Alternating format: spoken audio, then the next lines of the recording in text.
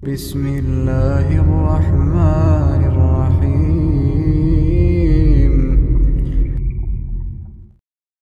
Assalamualaikum warahmatullahi wabarakatuh. Bismillahirrahmanirrahim. Alhamdulillahilladzi an'amna 'alaina biliqa'i syahri Ramadan. Syahrun fihi kullu hasanatin mujtama'atun wa dhunubi mustaghfiratun wa da'awati mustajabatun wal jannatu mushtaqun alaih.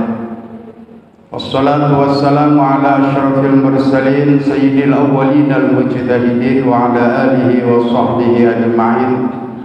Subhanaka la ilma lana illa ma 'allamtana innaka antal alimul hakim. Amma ba'd.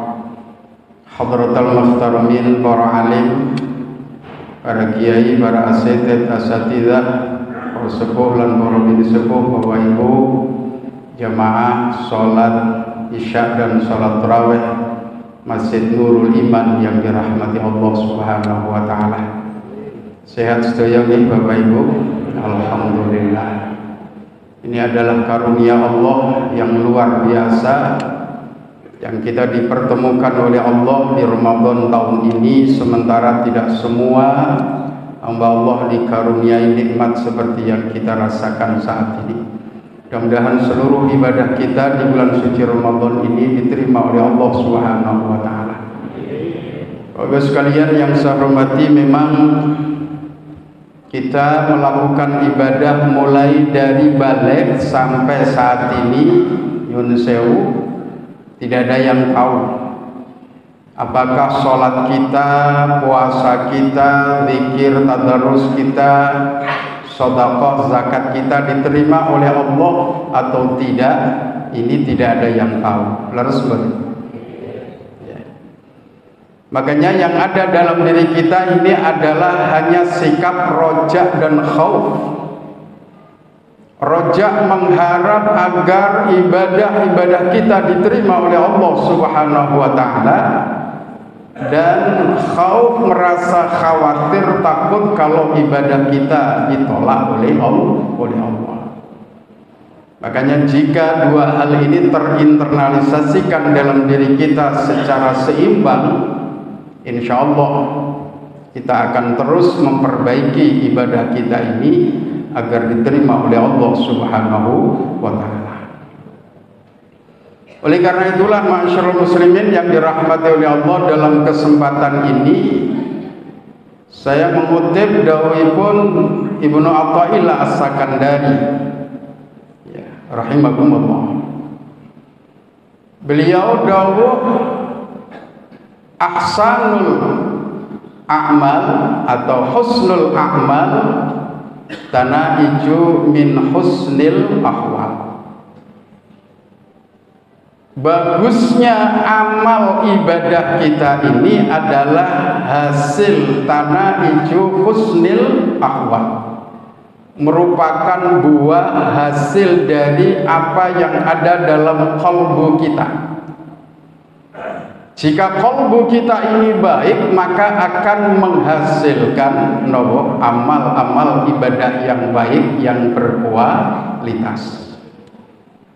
Alhamdulillah, kita ini di Nurul Iman ini, kita tidak mengejar kuantitas tapi kualitas, ya.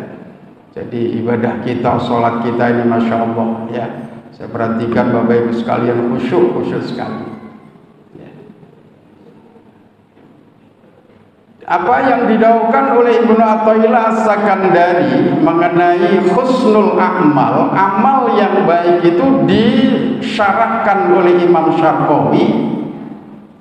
Ada 3 hal syarat atau kriteria amal itu menjadi amal yang baik dan berkualitas. Ini penting, ya. Yang pertama adalah beliau dawuh, yahluha amma ya'uquha anil qabul. Amal yang baik Bapak Ibu Amal ibadah yang berkualitas itu adalah amal ibadah yang terbebaskan dari sesuatu yang menghalangi diterimanya, dikabulkannya amal kita oleh Allah Subhanahu wa ta'ala. Itu adalah amal yang baik. Tidak ada sesuatu yang menghalangi amal kita ditolak oleh Allah Subhanahu wa ta'ala. Minar riya, contohnya adalah riya. Wasum'ah, riya ini apa? Ya, pamer. Ingin mendapatkan apresiasi, ingin mendapatkan pujian, sanjungan, ingin mendapatkan balasan duniawi, itu namanya adalah riya. Itu bisa menghalangi amal kita, ibadah kita tidak diterima oleh Allah Subhanahu wa ta'ala. Sum'ah itu memperdengarkan, nyerita-no amal soleh kita kepada orang lain. Dulu saya pernah berbuat ini, saya telah berbuat itu, dan seterusnya. Ini namanya sum'ah, memperdengarkan amal ibadah kita kepada orang lain, agar orang lain itu mengetahui, akhirnya ingin mendapatkan pujian. Wal ujub, ya, membanggakan diri, semuanya adalah saya. Kalau masjid ini tidak saya bangun, tidak akan bisa wujud masjid seperti ini misalnya. Itu namanya ujub. Saya ini adalah orang yang paling khusyuk, ya, di antara para jamaah di Nurul Iman ini misalnya. Itu namanya ujub. Saya adalah orang yang paling istiqomah. Nah, ini yang gawok-gawokno awak ini. Ya. Jadi amal yang ibadah yang baik, yang berkualitas itu terbebas dari semuanya itu. Makanya kita harus berusaha bagaimana caranya, ya, riya, sum'ah, ujub ini hilang dari diri kita, dan insya Allah ibadah kita diterima oleh Allah Subhanahu wa ta'ala. Makanya Rasulullah Shallallahu Alaihi Wasallam dawuh, inna akhwafa ma akhafu alaikum, yang paling aku khawatirkan terhadap diri kalian wahai umatku, dawuh Rasulullah. Jadi kita ini paling dikhawatirkan oleh Rasulullah itu adalah jika kita ini terjebak pada perbuatan syirik kecil, asyirkul asghar. Para sahabat bertanya, masyirkul asghar ya Rasul, apa itu syirik kecil ya Rasul? Rasulullah menjawab, ar-riya. Riya itu adalah orang menyekutukan Allah secara samar, secara kecil. Itu riya. Ya, jadi mensejajarkan Allah dengan makhluk. Selain kepada Allah, tujuannya juga kepada makhluk. Itu namanya syirkul asghar. Besok di hari kiamat itu banyak orang yang merasa kehilangan pahala amal yang dia lakukan ketika di dunia, Bapak Ibu. Ya. Wa kullu insanin alzamnahu ta'irahu fi 'unuqihi wa nukhriju lahu yawmal qiyamati kitaban yalqahu manshura. Iqra' kitabak kafa bi nafsika al-yawma 'alaika hasiba. Ketika manusia itu membuka buku catatan amal mereka masing-masing, dilihat bagaimana sholatnya, oh ternyata nol ganjarannya. Zikirnya nol, Bapak Ibu. Dibuka catatan puasanya ndak ono ganjarani, dibuka itu tadarus Qur'annya ndak ada pahalanya, sedekah ndak ada pahalanya. Mereka protes, ya Allah, pun di ganjaran pula ya Allah. Ini besok akan terjadi, Bapak Ibu. Maka ketika manusia protes, bertanya kepada Allah, menanyakan pahala yang mereka lakukan ketika di dunia, maka Allah Subhanahu wa ta'ala menjawab, yaqulu azza wa jalla yaumal qiyamah.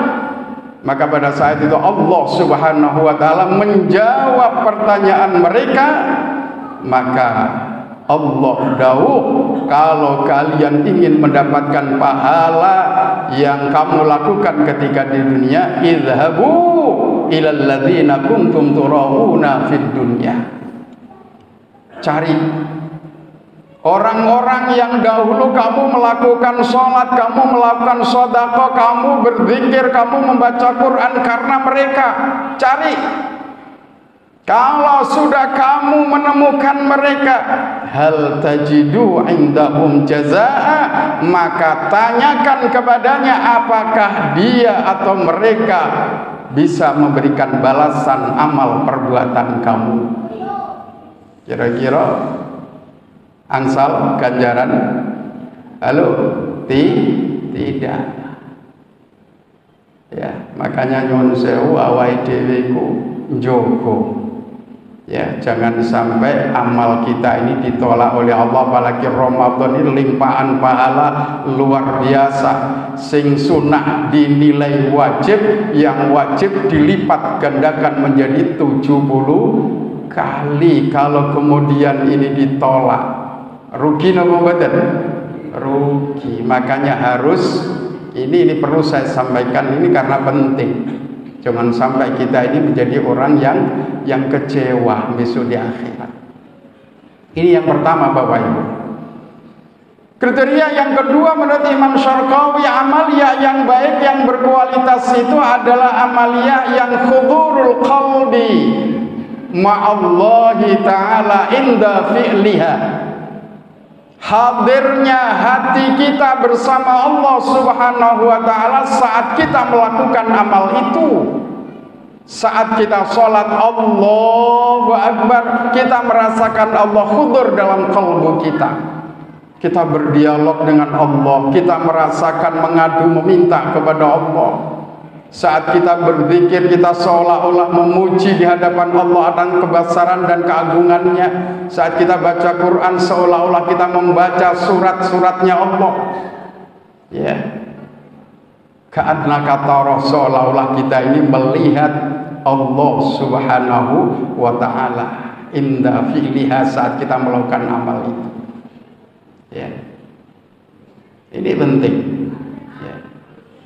Paling tidak minimal fa'ilam takun taro, jika kita tidak mampu merasakan untuk bisa berdialog dengan Allah, minimal Bapak Ibu fa'innahu yarab, Allah memperhatikan dan melihat apa yang kita lakukan. Makanya Imam Al-Ghazali rahimakumullah, beliau dawuh dalam kitab ya Bidayatul Hidayah, beliau dawuh, janganlah engkau takbiratul ihram sebelum engkau membebaskan hati kamu ya dari hal-hal selain Allah Subhanahu wa ta'ala. Ketika kalbu kita sudah dipenuhi dengan hubbullah, ta'zimullah, hanya mengagungkan, membesarkan keagungan Allah, baru takbir. Jangan kesusu takbir dulu sebelum semuanya itu hilang, kecuali hanya Allah yang ada dalam hati kita. Ini poin yang kedua. Yang ketiga Bapak Ibu, menurut Imam Syarqawi, ibadah yang berkualitas itu adalah ada mushtighalihi bi ghairillahi ta'ala minal wasa'isi syaitaniyah. Ibadah yang baik yang berkualitas itu adalah ibadah yang kita terbebaskan dari memikirkan dan ingat kepada sesuatu selain Allah Subhanahu wa ta'ala. Kita sholat yang kita ingat hanya Allah. Kadang-kala kita ini sholat sudah Allahu Akbar, pikiran kita sudah melayang ke sana kemari. Betul enggak? Halo? Kita ini sering, ibu-ibu khususnya, kehilangan sesuatu. Ki mau gunting, ki mau tak delen ning kene kok gak ono ning ndi ya. Gunting iki bareng salat Allahu Akbar, ibu baru ingat, lho iya rek, gunting kan tak delen ning ngisore lemari. Nate mboten ngaten niku? Ayo ngaku nate mboten? Berarti saat kita melaksanakan sholat ini masih disibukkan dengan memikirkan duniawi, memikirkan sesuatu selain Allah. Dan itu semuanya dawuh Imam Syarqawi, memikirkan sesuatu selain Allah adalah minal wasaisi syaitoniyah, merupakan salah satu dari bentuk penggodaan setan, ini. Nah, 3 hal ini bisa kita lakukan Bapak Ibu, harus dengan latihan, mujahadah, dan riyadhah. Riyadhah, latihan, mujahadah bersungguh-sungguh. Nek awake dhewe enggak pernah latihan riyadhah, tidak ada tekad untuk memperbaiki ibadah kita supaya kita suluk kepada Allah, bisa wusul kepada Allah. Jangan diharap ibadah kita bisa mengantarkan kita semakin dekat dengan Allah. Kita ibadah setiap saat tapi jalan di tempat tidak menuju kepada Allah. Ini penting. Makanya ulama usufiyah, ulama-ulama ahli sufi, ya, itu kita ini dipanggil dengan panggilan muridun. Napa murid itu? Ya, muridun. Murid itu artinya orang yang berkehendak, orang yang berkeinginan. Keinginan apa? Wusul kepada Allah, sampai kepada Allah. Jadi kita ini seiring dengan bertambahnya usia kita, semakin dekatnya titik ajal yang ditentukan oleh Allah, kita ini harus semakin dekat dengan Allah Subhanahu wa ta'ala. Kendaraan kita untuk supaya dekat dengan Allah, napa Bapak Ibu? Ibadah. Nah, itu bisa kita lakukan dengan latihan, mujahadah, dan riyadhah. Bapak Ibu sekalian yang saya hormati, amal-amal yang baik, yang berkualitas, dan amal yang diterima oleh Allah itu adalah nataiju husnil ahwal, buah hasil dari baiknya kalbu kita. Ini, ya, karena baiknya kalbu kita. Kalau kalbu kita ini baik, insya Allah amalia kita menjadi amalia yang baik. Nah, sekarang pertanyaannya, kalbu yang baik itu yang bagaimana kriterianya yang bisa menghasilkan amalia yang baik? Kalbun yang baik itu diantaranya adalah kalbun zahidun. Yang pertama, kalbun yang zuhud. Zuhud ini kenapa? Ya, hati yang zuhud itu hati yang bagaimana? Hati yang tidak terpenjarakan oleh dunia, hati yang tidak bergantung pada dunia, hati yang membebaskan diri dari unsur duniawi, itu namanya qalbun zahidun. Jadi ketika kalbu kita ini selalu dipenuhi dengan hubbullah, cinta kepada Allah, mengagungkan hanya Allah, dunia tidak kita pikirkan sama sekali, yang kita pikirkan hanya Allah, maka itu namanya qalbun zahidun. Ketika kita dalam kondisi ibadah, dalam keadaan qalbun zahidun, maka dipastikan ibadah kita ini akan berkualitas. Karena yang kita ingat hanyalah Allah, kita akan bisa terus hudur hati kita bersama dengan Allah Subhanahu wa ta'ala. Sekali lagi, latihan. Nggak tentu? Ya, harus latihan hudur. Ya.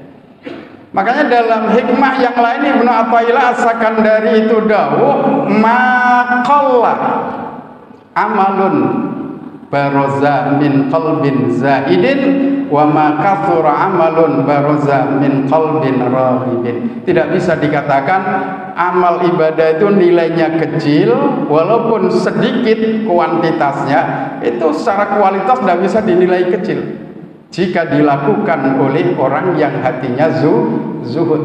Dan sebaliknya, walaupun dia sholat sepanjang hidupnya, tapi sholatnya dalam hatinya hanya hubbud dunya, tidak ada Allah, lupa Allah saat melaksanakan sholat, melaksanakan ibadah-ibadah yang lain, puasa, maka ibadahnya tidak berkualitas.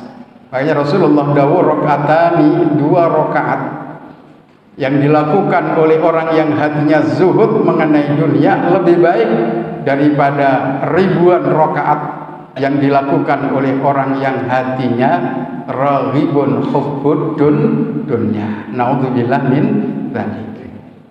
Yang kedua, yang terakhir Bapak Ibu sekalian, qalbun yang baik, ya husnul ahwal, itu yang kedua Dawi Asy-Syarqawi adalah qalbun, ya, yang khalisun lillahi ta'ala inda ibadatillah, ya, lali ajli ajilin wala sawabi ajilin.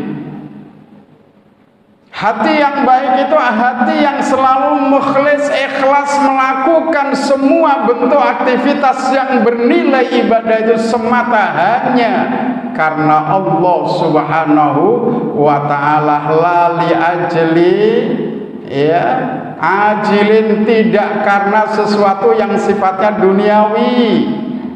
Tidak ingin dapat ujian, tidak ingin dapat materi, tidak ingin dapat jabatan dan seterusnya, lillah, semata karena Allah. Kenapa kamu ibadah? Karena diperintah oleh Allah.